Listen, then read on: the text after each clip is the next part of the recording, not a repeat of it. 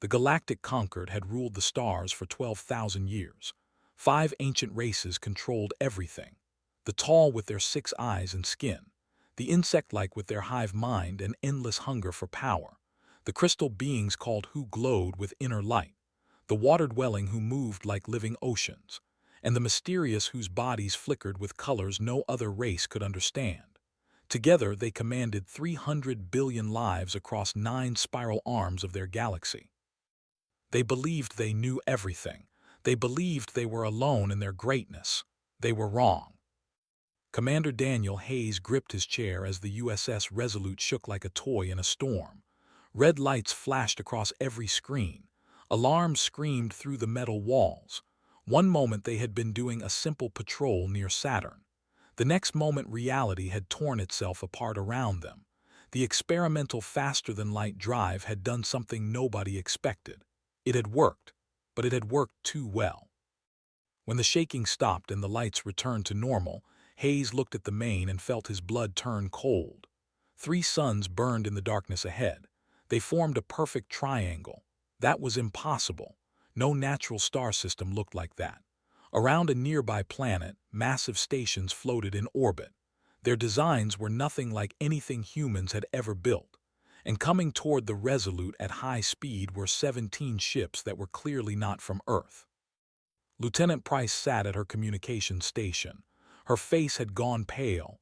Her hands trembled slightly as she worked her controls. "Sir, I am receiving signals on every frequency. Hundreds of them. None of them match any language in our database. This is not human. None of this is human." Navigator was running calculations as fast as he could. His eyes grew wider with each result. "Commander, I cannot find our position. These stars do not exist on any chart we have. We are not just lost. We are somewhere that should not be real. I think we have left our own galaxy." Hayes felt the weight of those words settle on his shoulders. The Resolute was a destroyer-class warship.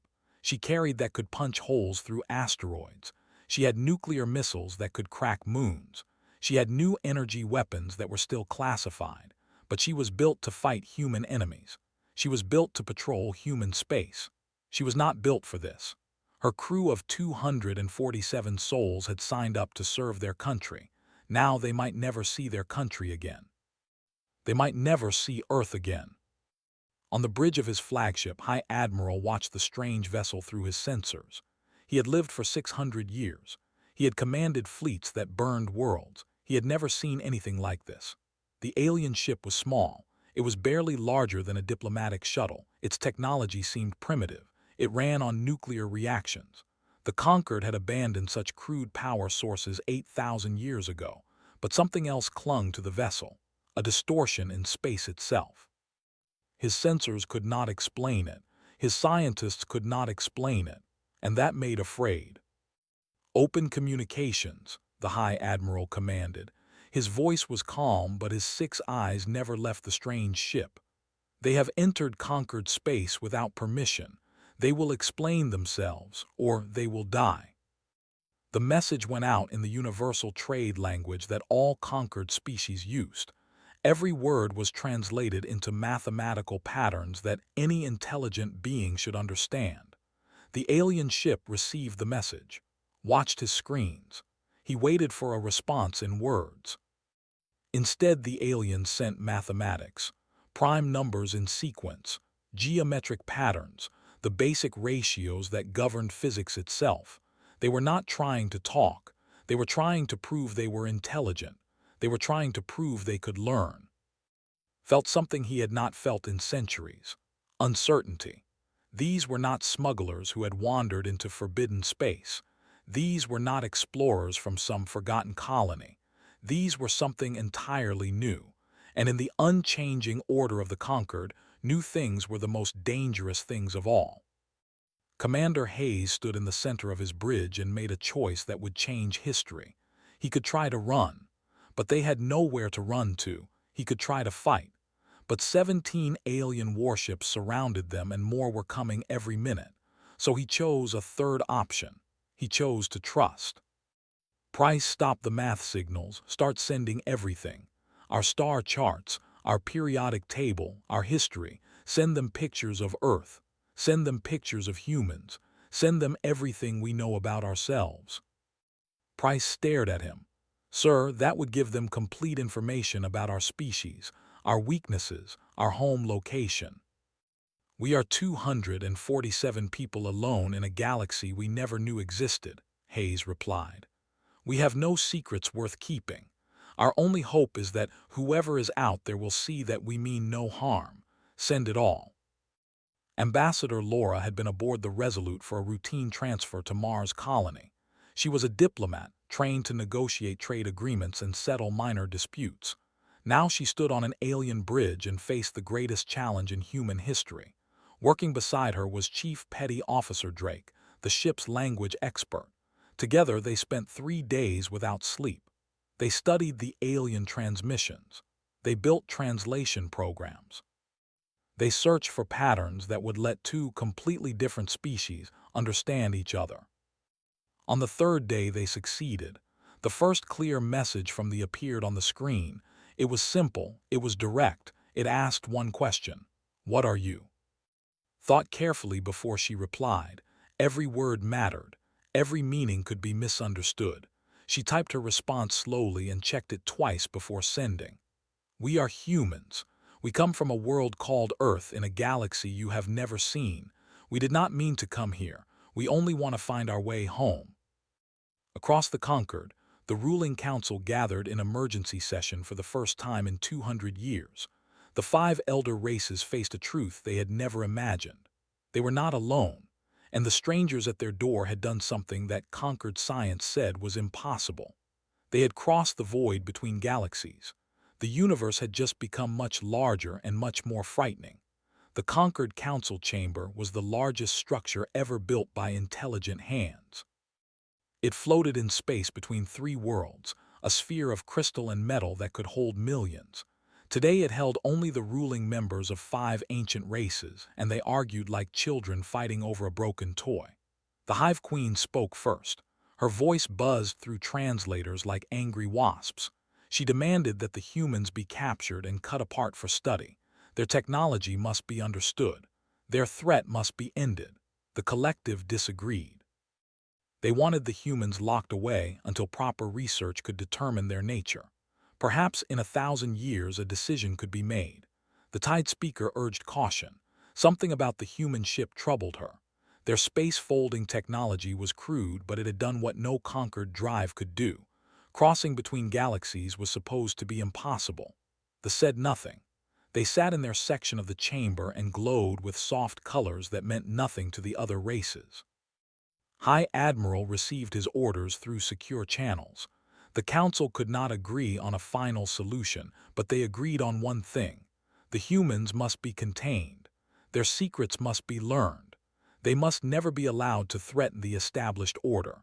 Gathered his fleet and set course for the small ship that had caused so much fear. 200 warships surrounded the Resolute. Each one was larger than the human vessel. Each one carried weapons that could crack planets. The message was clear without words: surrender or die. Commander Hayes stood on his bridge and watched the alien fleet close in around him. His officers looked to him for guidance. His crew waited for orders. He had none to give. There was no protocol for this situation. There was no training that prepared a man to face an entire civilization alone. But Hayes had not become a commander by giving up when things seemed hopeless. He had learned long ago that desperation was just another form of freedom. When you had nothing to lose, you could do anything. Chief Engineer had not slept since they arrived in this strange space. He had spent every hour studying the damaged faster-than-light drive that had brought them here. The device could not take them home. It was too broken for that, but had discovered something else, something terrible, something useful. If he overloaded the drive in a specific way, it would not create a gateway. It would create a rupture, a tear in the fabric of space itself. The explosion would be 400 kilometers wide. It would destroy the Resolute. It would also destroy everything around it.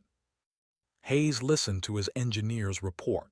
He understood what it meant: mutually assured destruction, the oldest form of deterrence. If you cannot win, make sure your enemy loses too. He hated the idea. He hated that it had come to this. But he had 247 lives depending on him, and he would use any tool available to protect them. The commander opened a channel to the alien fleet. Ambassador had worked hard to establish basic communication. The translation was rough, but it would serve. Admiral, I know you can understand me. I know you have been ordered to capture or destroy my ship. I want to explain something to you before you make your choice. Listened from his command throne. The human's voice was strange, emotional, uncontrolled, but the words were clear. My ship may be small, Hayes continued. My weapons may seem primitive to you, but I did not come from your galaxy, I came from somewhere else. My drive tore a hole in space and time to bring me here. That drive is still active. That drive can still tear holes. Hayes paused and let his words sink in. If you attack my ship, I will overload that drive. I will create a rupture that will destroy everything within 400 kilometers. My ship, your fleet, everything. You may have 200 warships, Admiral, but right now, in this moment, we are equals, because I am willing to die. Are you? Sat in silence for a long moment. His officers watched him. His fleet awaited his command. He had fought 100 battles in his long life. He had never lost, but he had also never faced an enemy like this. Most species threatened and bluffed but broke when pressed. He could see in the human commander's eyes that this was no bluff. This was a simple statement of fact. The human had made peace with death. He was ready to press that button. The High Admiral had risen to his position by knowing when to fight and when to wait. Victory meant nothing if his fleet was destroyed in achieving it. The Council wanted the humans contained. They did not say the humans must be captured today. There would be other opportunities, other strategies. All ships hold position, commanded. Stand down weapons. We will wait.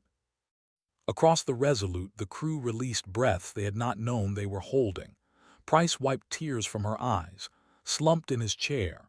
Daniel Hayes remained standing. His hands had stopped shaking, but his heart still pounded in his chest. The standoff continued for 6 days. Neither side moved. Neither side spoke. The conquered council argued endlessly about what to do. Ambassador used the time well. She worked with Drake to improve their translations. She studied everything they could learn about conquered culture and politics. She prepared arguments and appeals. When the council finally summoned her to speak, she was ready. Laura stood before beings who had lived for centuries, beings who ruled trillions, beings who saw humanity as insects at best and threats at worst. She wore her dress uniform, cleaned and pressed despite the circumstances. She stood straight. She met their eyes without fear. We did not choose to come here, she said. We did not know you existed. We are not your enemies. We are simply lost travelers trying to find our way home. In our culture, there is an ancient tradition. When a stranger arrives at your door, you offer them shelter. You offer them food. You help them on their way. We ask nothing more than that. Help us return to our home, and you will never see us again. The Queen hissed with contempt. Why should we help creatures who threaten our ships with destruction? Did not flinch. Because we only made that threat when your ships threatened us first. We have attacked no one. We have harmed no one. We have only defended ourselves, as any living being has the right to do. Your own laws recognize this right, unless those laws only apply to species you consider worthy of respect. The chamber fell silent, had studied conquered law carefully. She knew that self-defense was protected under their codes.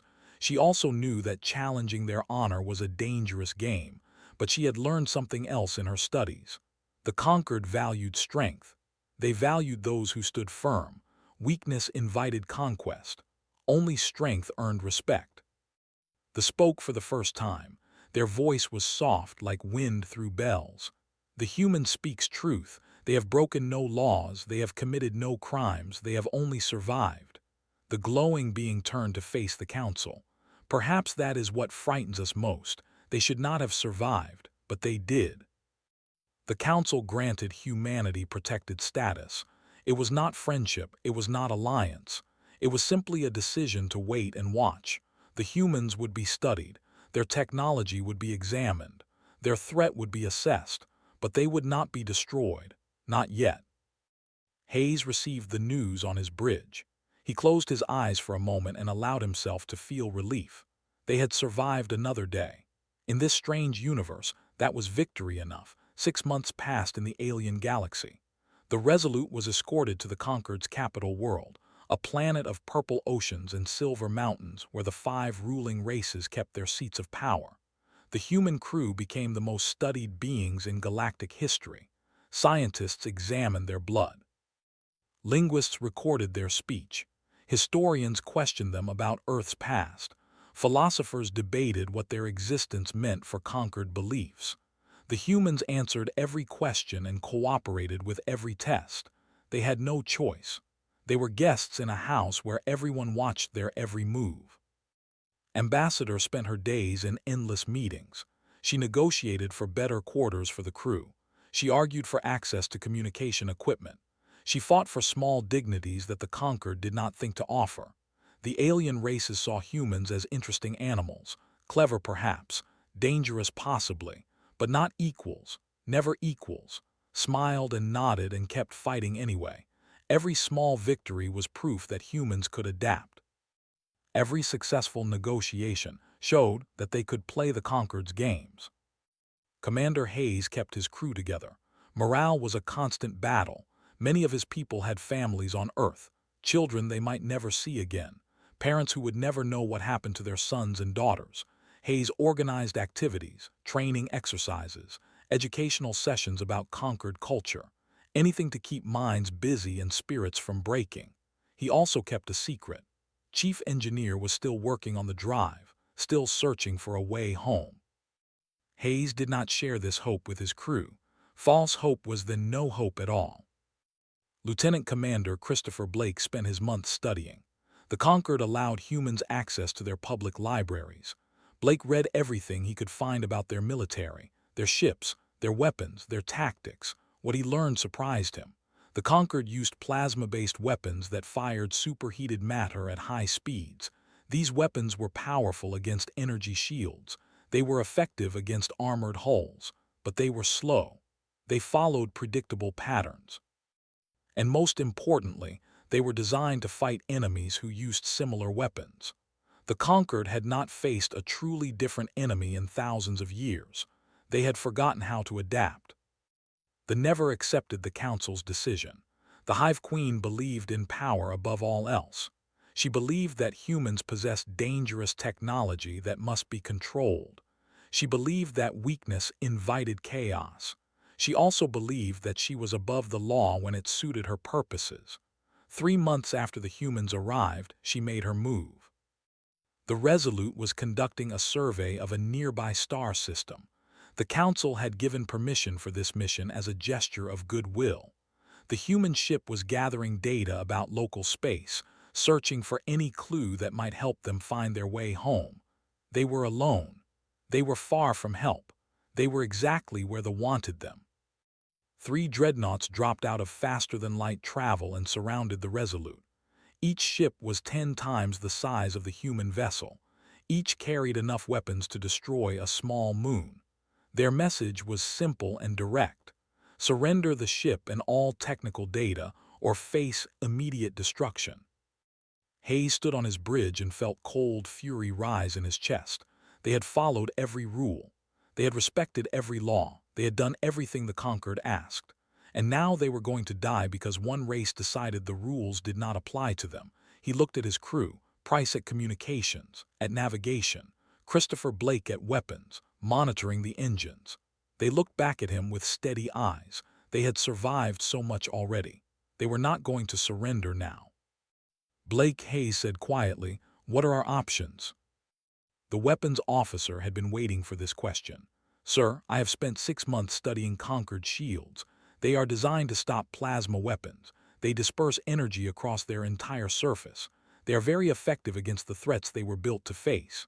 He paused and allowed himself a small smile. "They were not built to face kinetic weapons. Our fire solid tungsten at 15% of. The shields will not know what to do with a physical projectile. They might stop part of the energy. They will not stop enough." Hayes nodded slowly. You are telling me we can hurt them. I am telling you we can kill them. But sir, there are 3 of them and 1 of us. We can fire first. We can fire fast, but they will fire back. We will take damage. People will die. Hayes looked at his crew one more time. He saw fear in their eyes. He also saw determination. He saw trust. They believed in him. They would follow him into fire if he asked. He prayed he was worthy of that trust. All hands battle stations. We did not start this fight, but we are going to finish it. The commander watched the tiny human ship with all 8 of his compound eyes. He expected them to run. He expected them to surrender. He expected anything except what happened next. The Resolutes opened fire. 3 rounds of tungsten launched from electromagnetic accelerators. Each round massed half a ton. Each round moved at 45,000 kilometers per second.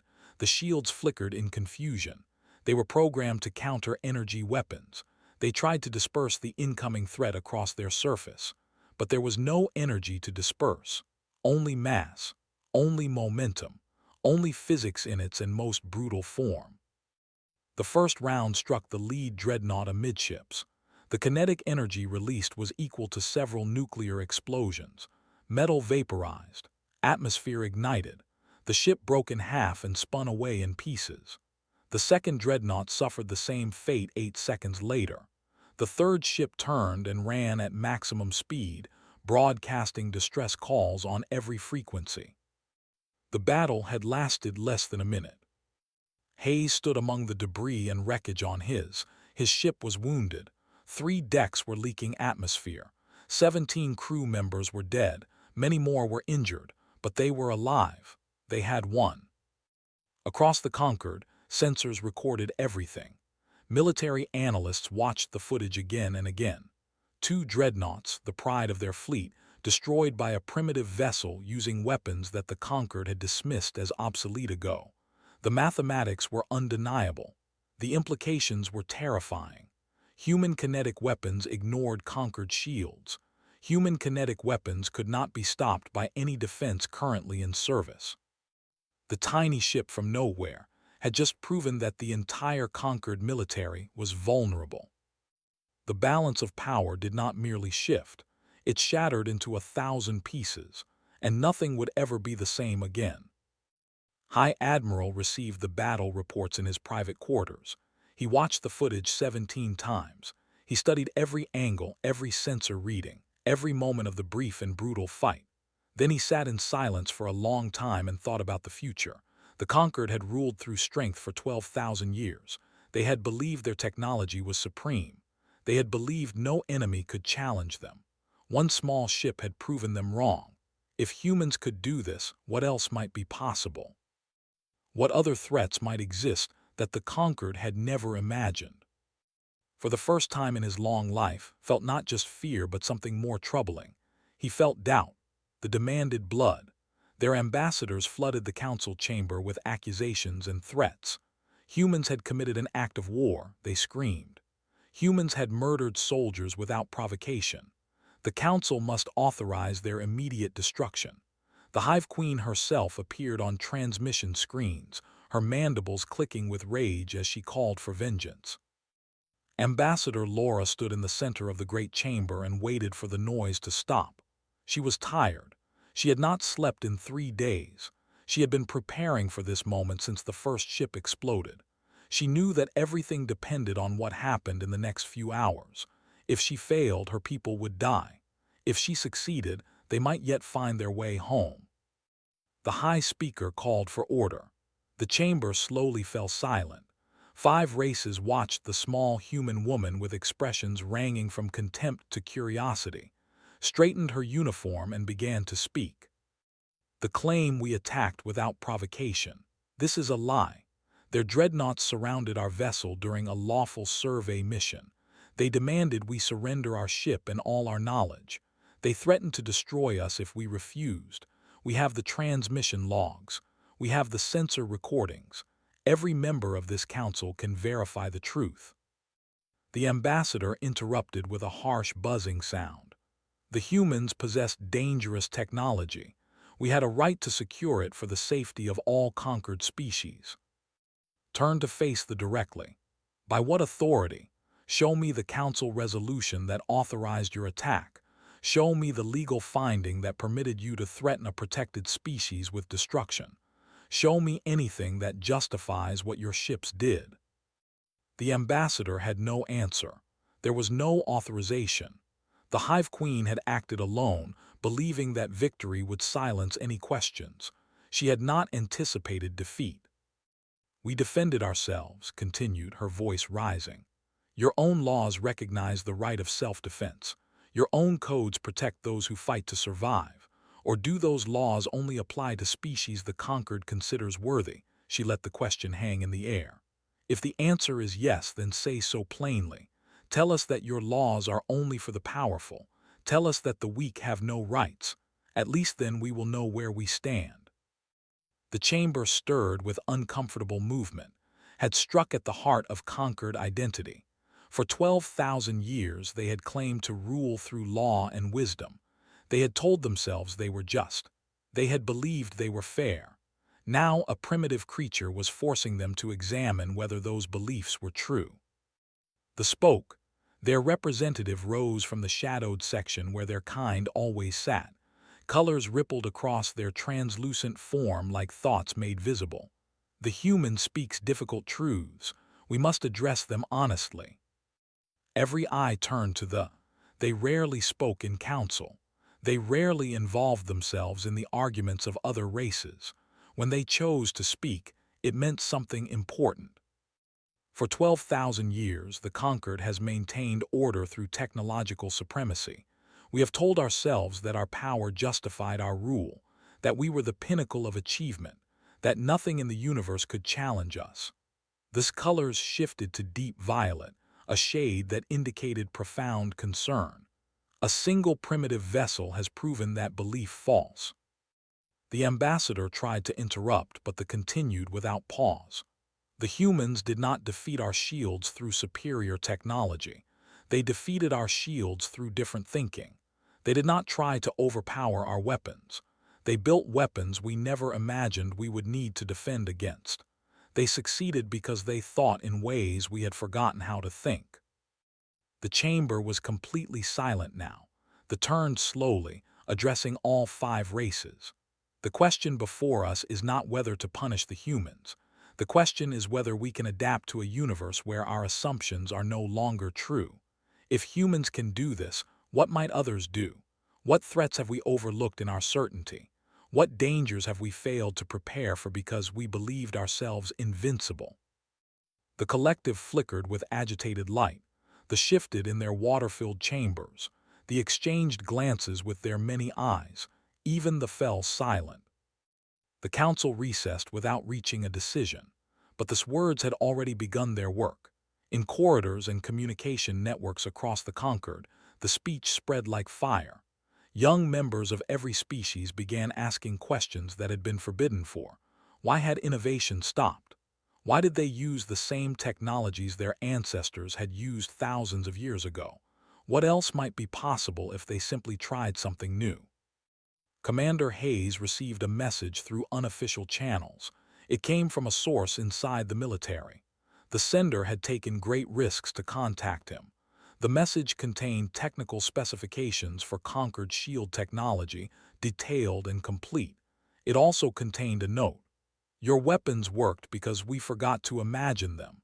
Help us remember how to imagine again.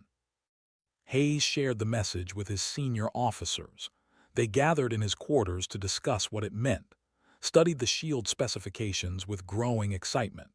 Sir, if we combine their shield harmonics with our drive technology, I think I see something. The conquered has knowledge we lack. We have approaches they never considered. If we put them together, we might be able to do more than just survive. Tell me, Hayes said. Took a deep breath. I think we can get home. The words hung in the air like a prayer. Price covered her mouth with her hand, closed his eyes. Christopher Blake stood perfectly still. They had all dreamed of this moment. They had all feared it would never come. Now their engineer was telling them it might be possible. How long? Hayes asked. 6 months if we work alone, maybe less if we can find allies who will help us. Hayes thought about the speech. He thought about the anonymous message from the military. He thought about all the young voices across the Concord who were starting to question their ancient assumptions. Perhaps they did have allies. Perhaps they had more allies than they knew. Find the people who sent that message, Hayes ordered. Tell them we want to talk. Tell them we are willing to share what we know in exchange for what they know. Tell them that humans are not just survivors. We are builders. We are teachers. We are friends to those who treat us with respect. He paused and looked at each of his officers in turn. We came here by accident. We stayed alive through desperation, but we are going to leave as something more. We are going to leave as proof that the universe is larger and stranger than anyone imagined. And we are going to leave the door open behind us. The officers nodded and left to carry out their orders. Hayes remained alone in his quarters for a long time. He thought about Earth. He thought about home. He thought about the strange journey that had brought him here. And for the first time since they arrived in this alien galaxy, he allowed himself to hope. The work took 6 months. Every day brought new challenges. Every night brought new solutions.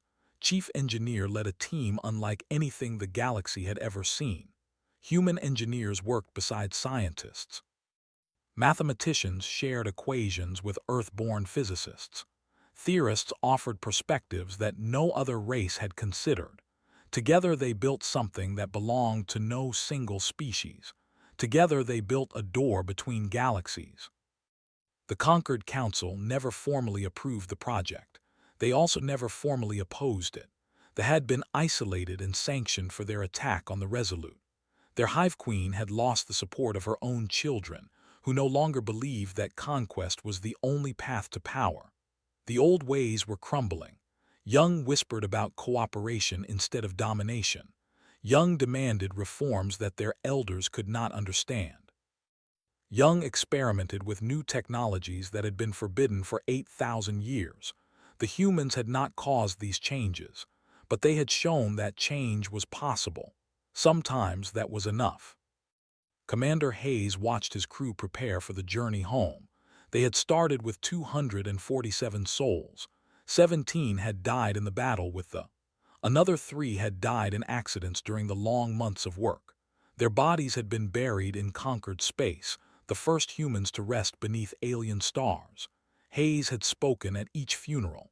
He had promised that their sacrifice would mean something. He prayed that he could keep that promise. Ambassador finalized the last of her agreements. The Conquered would not pursue the humans. Earth would be marked as a sovereign territory, protected from interference. Trade routes would be established once the humans developed sufficient technology to use them. Cultural exchanges would be permitted. The door they were building would swing both ways. The requested permission to send observers with the human vessel. "We wish to see your world," their leader explained. "We wish to understand how a species so young learned to think in ways we forgot." Hayes granted the request without hesitation. 12 would travel with them, the first aliens ever to visit human space. They sent a diplomatic delegation of their own. They found humanity fascinating in ways their own kind could not explain. The Tide speaker called humans refreshingly chaotic and meant it as high praise. 4 ambassadors in specially designed water tanks would join the voyage. On the day of departure, Hayes stood on his bridge one final time in conquered space. His crew had changed over the past year. They had been soldiers and explorers when they arrived. Now they were something more. They were witnesses to history. They were proof of human strength and human adaptability. They had faced the impossible and survived. Price opened a channel to the conquered capital. Ambassador stepped forward to deliver humanity's final message. Her voice was steady and clear. "We came here by accident. We survived through desperation. We leave as something else. We leave as proof that the universe is larger and stranger than anyone imagined." She paused and looked directly into the transmission recorder. "You can fear that truth or you can embrace it. Either way, we will be waiting when you are ready to talk." The modified drive hummed to life. It sounded different now, stronger, more controlled. The combined knowledge of two civilizations sang through its circuits. Space-time bent around the Resolute like water around a stone. The stars stretched into lines of light, and then they were gone. The journey between galaxies took 17 days. The crew spent most of that time sleeping and dreaming of home. The observers watched in fascination as humans laughed and cried and told stories about the places they missed. They took careful notes about human social behavior. They found it all utterly remarkable. When the Resolute emerged from faster-than-light travel, the first thing they saw was Saturn. Its rings glowed golden in the distant sunlight. Its moons hung like jewels around its massive form. It was exactly where they had left it more than a year ago. It was the most beautiful thing any of them had ever seen. Hayes opened a channel to Earth. Static crackled for a long moment. Then a voice came through, confused and uncertain. "Unknown vessel, this is United States Space Command. Identify yourself immediately." Hayes smiled for the first time in months. "Space Command, this is Commander Daniel Hayes of the USS Resolute. We have been gone for a while. We have a lot to tell you, and we have brought some friends who would very much like to meet you." The chaos that followed would take years to sort out. Earth had believed the Resolute destroyed. Families had mourned. Memorials had been built. Now the dead were alive again, and they had brought proof that humanity was not alone in the universe. In the years that followed, Earth changed faster than anyone had predicted. Nations that had fought for centuries found common cause in facing the reality of a larger cosmos. Old enemies became allies. Old divisions lost their meaning. Humanity built a fleet based on combined human and conquered technology. They established colonies on Mars and in the asteroid belt. They trained diplomats and soldiers and scientists for the challenges ahead. The conquered changed too. The observers returned home with reports that sparked a revolution in their society. They opened formal trade relations with Earth, the first new treaty they had signed in 3,000 years. Even they sent young officers to study human military tactics, trying to understand how such a primitive species had defeated dreadnoughts. 7 years after the Resolute's return, the first conquered diplomatic fleet arrived in Earth's solar system. 15 ships from 4 different races, carrying representatives eager to establish formal relations with the species that had shattered their assumptions about the universe. Admiral Daniel Hayes watched them approach from the bridge of the USS Horizon, the flagship of Earth's new space force. He was older now, streaked his hair. Lines marked his face, but his eyes were still sharp and his voice was still strong. The young commander who had bluffed an entire alien civilization was now the architect of humanity's future among the stars. Price stood beside him, now a captain in her own right, commanded the navigation section of the entire fleet.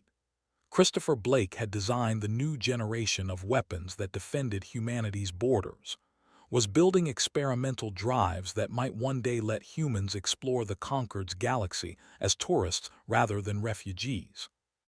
And Laura, now Secretary General of the United Earth Council, was preparing to greet the alien delegation in person.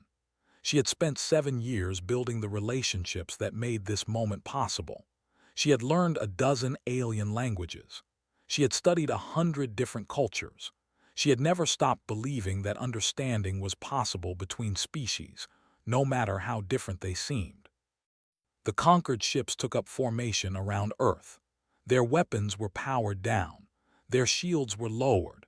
They came not as conquerors but as neighbors, seeking to understand the strange species that had emerged from nowhere to change everything. Hayes opened a channel to the lead vessel. A face appeared on his. It was High Admiral, still alive after all these years, still watching humanity with those 6 careful eyes. Admiral Hayes said, "Welcome to our home. I hope the journey was comfortable." The old made a gesture that the humans had learned to recognize as a smile. "It was long, but enlightening. We have had much time to think about the changes your people have brought to our galaxy." "Good changes, I hope." Considered the question. Different changes. We are still learning to imagine again, as your engineer once asked us to do. It is not easy after 12,000 years, but it is necessary." He paused. "You were right, Admiral, about everything. We should have listened sooner." Hayes shook his head. "We were just trying to survive. Everything else came later." "Perhaps that is the secret," replied. "Your species does not think about glory or legacy. You think about tomorrow, about the next challenge, about keeping your people alive one more day. It is a simple philosophy, but it seems to work." Hayes smiled. "We call it hope, Admiral. It is the one thing we never run out of." The diplomatic meetings would last for weeks. The treaties would take months to finalize. The true work of building peace between civilizations would take generations. But it would happen. Humans and conquered species would learn from each other. They would teach each other. They would grow together into something neither could have become alone. And it all began with a single ship, lost in the darkness, refusing to give up. It all began with 247 ordinary people who faced the impossible and chose to fight anyway. It all began with humanity, doing what humanity had always done best. Surviving, adapting, reaching for the stars. The future was vast and uncertain, but for the first time in galactic history, it belonged to everyone.